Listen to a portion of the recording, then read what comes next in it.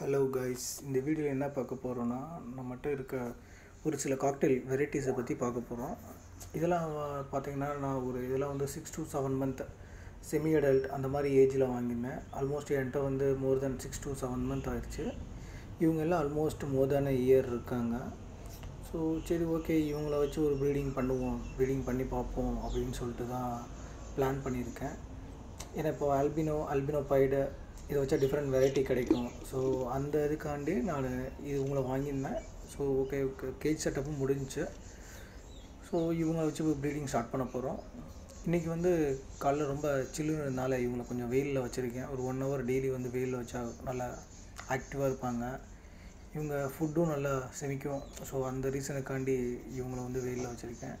So okay, மொத்தம் 4 birds இருக்குது. ஒன்று கூட பார்ப்போம். ஃபஸ்ட்டு பார்த்தீங்கன்னா நம்மளோட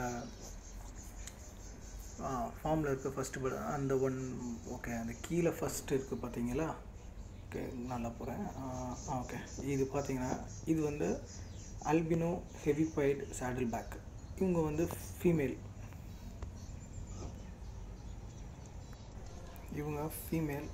ஸோ அடுத்து பார்த்தீங்கன்னா நம்மகிட்ட வந்து அது பக்கத்துலேயே அது லெஃப்டில் இருக்குது பார்த்தீங்களா? அது எல்லோ கலர் இருக்குது பார்த்தீங்களா, கொண்ட சீக்கு. அது வந்து அல்பினோ கிரஸ்டட். அதுவும் ஒரு ஹெல்த்தியான ஃபீமேல் தான். அப்புறம் ஃபஸ்ட்டு இருக்கார் பார்த்தீங்களா, அங்கே மேலே 2 இருக்குது. ஓகே, ஓகே, பறந்து போயிட்டாரு. ஓகே, இது வந்து அல்பினோ மேல். இவர் வந்து நம்மகிட்ட இருக்க அல்பினோ மேல். இவங்களையும் நாங்கள் ப்ரீடிங்காண்டி யூஸ் பண்ண போகிறோம். கிரஸ்டடு ஃபீமேல்னு சொல்லியிருந்தேன் ஏற்கனவே. அப்புறம் வந்து ஒரு சேடில் பேக் பைடு இருக்குது, அது ஒரு மேல்.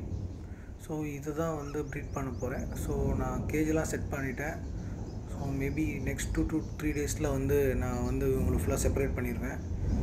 ஸோ இந்த செட்டப்போட டீட்டெயில்ஸ், அதோட daily update, like weekly update இல்லை டெய்லி அப்டேட், ஸோ எப்படி ப்ராசஸ் ஆகுதுன்னு சொல்கிறேன். தேங்க்யூ.